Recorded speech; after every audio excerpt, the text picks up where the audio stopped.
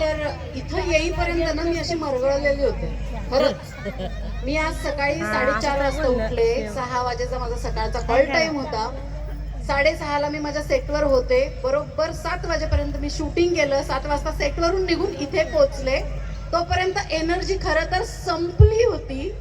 पण या एवढ्या मैत्रिणींना इथं जमलेलं बघून स्टेजवर जी काय धमाल मज्जा चाललेली होती आणि त्याही वर चेरी ऑन द टॉप सुरेखाताईंना असं इतकं सुंदर सोनपरी सारखं नटलेलं बघून फुल एनर्जी आली. आणि ऑफकोर्स संदीप सर तुमचं होस्टिंग इतकी मजा आली. मी खरं तर आज खूप खुश आहे. माझ्या आनंदाला खरं तर आज खूप उधाण आलेलं आहे. कारण तुम्हा सगळ्यांची लाडकी सिरियल ज्यात मी काम करते, सावळ्याची जणू सावली, याचे 500 एपिसोड म्हणजे आज 500वा एपिसोड टेलिकास्ट झाला.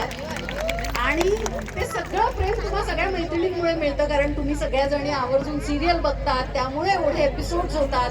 2 वर्ष झाले सिरियल छान चालू आहे, नंबर 1 चालू आहे.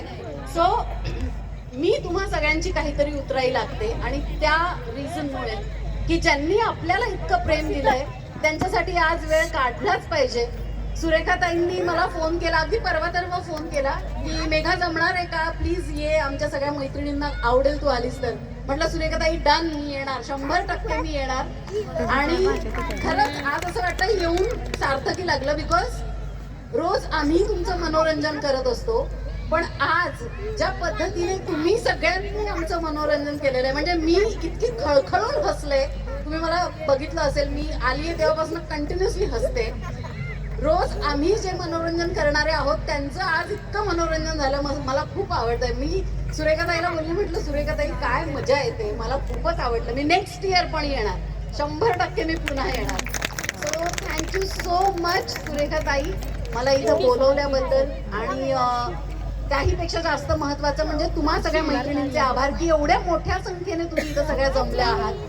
तुम्हा सगळ्यांना महिला दिनानिमित्त शुभेच्छा तर देईनच, पण एक मैत्रीण म्हणून एक छोटासा असा गोड मैत्रिणीचा सल्ला हाच असणार आहे, जे ऍक्च्युली सुरेखाताई करतायत गेले कित्येक वर्ष, की तुम्हा सगळ्यांची काहीतरी आवड निवड, कुठला तरी छंद तो तुम्हाला जोपासता यावा, किंवा तुमच्यातले कुठले तरी कलागुण असतील ते तुम्हाला छान डिस्प्ले करता यावे, यासाठी हा जो प्लॅटफॉर्म त्या तुमच्यासाठी देतात. तर ते करतातच आहे. पण त्याच्या बरोबरीने तुम्हा सगळ्या मैत्रिणींना माझं एकच म्हणणं आहे की तुमच्या अंगात कुठलाही गुण असू द्या, कुठलीही तुमची आवड असू द्या, छंद असू द्या, दिवसभरात कितीही थकला असाल, दमला असाल, कितीही कामं असतील, घरच्यांसाठी कितीही तुम्ही वेळ देत असाल, तरी थोडासा वेळ स्वतःसाठी पण काढा. आपले छंद, आवडी निवडी सगळ्या जपा. कारण मला वाटतं महिलांमध्ये मल्टीटास्किंग करण्याची जेवढी ताकद असते तेवढी इतर कुणातच नसते. आणि आपल्याकडे ते वरदान आहे की आपण या सगळ्या गोष्टी सांभाळून आपण आपली आवड निवड जपू शकतो. आज माझ्यासारखी एका छोट्या शहरातनं आलेली मुलगी मुंबईसारख्या शहरात येऊन स्वतःचं नाव करतीये, काहीतरी करतीये, धडपड करतीये, स्वतःची ओळख निर्माण करते, ते याचमुळे की माझ्या आईने मला हे शिकवलं होतं की अभ्यास करायचाच आहे, सगळं करायचंच आहे, पण स्वतःची आवड आणि छंद जोपासायचाच आहे. मग तो कुठला का असेल ना, गाण्याचा असेल, नृत्याचा असेल, शिवणकलेचा असेल, पाककलेचा असेल, मेहंदी काढत असाल, किंवा छान कुठलेही तुमच्याकडे एक स्किल असेल ते तुम्ही जपा, त्याला रोज पॉलिश करा. एक दिवस हा रंगमंच फक्त इथला लोणावळ्याचा रंगमंच नव्हे तर जागतिक रंगमंच तुमच्यासाठी अवेलेबल असेल जर तुम्ही स्वतःला त्या पद्धतीने तयार केलं तर. तेव्हा स्वतःवरही प्रेम करा आणि सगळ्यांवर असंच प्रेम करत राहा. Thank you. Happy women's day to all.